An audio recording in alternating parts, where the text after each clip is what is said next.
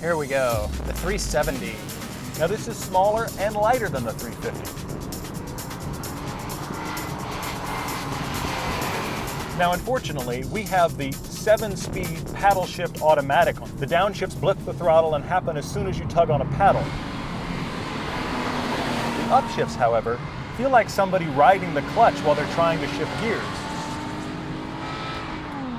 That's unacceptable for a car like this. When you consider the Nissan Synchro Rev Match is the most advanced manual transmission in the world, it's worth learning for the 370Z. Nissan has now figured out a way to make you look like a hero while you're driving a stick. You're going to be much happier, and you're not going to have that stupid 7th gear. I don't care if the transmission wakes up every morning and makes you breakfast. It's completely unnecessary. It's like Walmart had a sale on gears. So just get the 6-speed and solve the problem. The interior on the 370 is what the 350 should have been. You can see the breeding. It is a direct carryover from the 350 and refined in every capacity. Everywhere I look around the cabin, there's eye-pleasing shapes. I love the Alcantara inserts. I like the seats that are an alternate color from the rest of the cabin. Nissan calls it persimmon. I call it a little like wearing silk boxers underneath your conservative suit.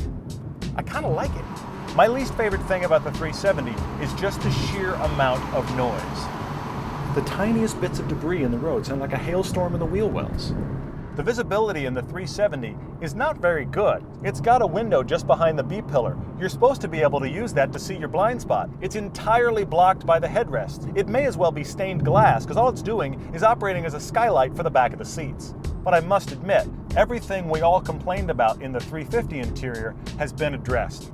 The 370's gone back more to the look of the 240 with the long nose and the little bubble cabin at the back. I kind of think it might be a little bit fat-assed. I think it's fantastic. I think Nissan nailed the proportions. It's got really wide, squat, muscular fenders. It just sits right. It's growing on me. It's like that girl you met and you thought she was fine, but the longer you looked at her, the more you realized, damn, she's sexy. The things that I'm unsure about are these little upswept points at the ends of the headlights and the taillights, kind of a trendy new theme that Nissan has latched onto. But I gotta admit, everywhere this car goes, it's a head turner. It's a sexy, sexy looking car. I'm not sure it's gonna age very well. And at the end of the day, I like the look of the 300 the best. Handling on the 370, it's gotta be among the best I've ever experienced.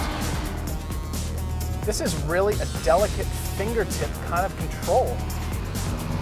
I find myself pushing the 370 because I know exactly what it's doing at all times. I can go even faster through my corners now. I've got complete confidence as to what the car is doing. The biggest blessing is the opportunity to turn the traction control off. The 370 loves to dance. It's like Fred Astaire had about 5 espressos before going on stage. While you're very aware of the pavement, you have to hope that the road you're on is really smooth. I'm disappointed that a car with this much feel actually gets so unsettled. It shrugs it off like that. I know I can pick a line and hold it. Some of the safest cars on the road are those cars that can outbrake a dangerous situation. You simply have to get the Sport Package brakes. The brakes on this car are unbelievable. You have to recalibrate the way you use brakes. When I stomp on the brakes, I can hang you upside down and backwards by the seatbelt. Yes, the brakes are that good. No, I wouldn't have it any other way. This car is nearly impossible to drive slowly. You might as well throw your license away. This V6 catapults you on this rising surge of power. It's like body surfing a wave that you suddenly realize is twice as big as you thought it was.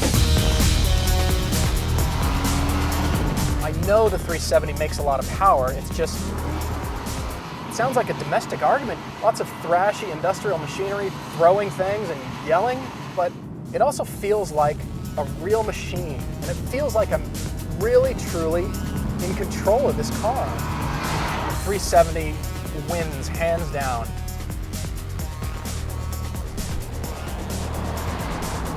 The payoff about driving the 370 is that I'm just smiling. That's the reason to own this car. This car is incredibly precise. When you put your foot down or you find the twisties, this is the one you want to be in.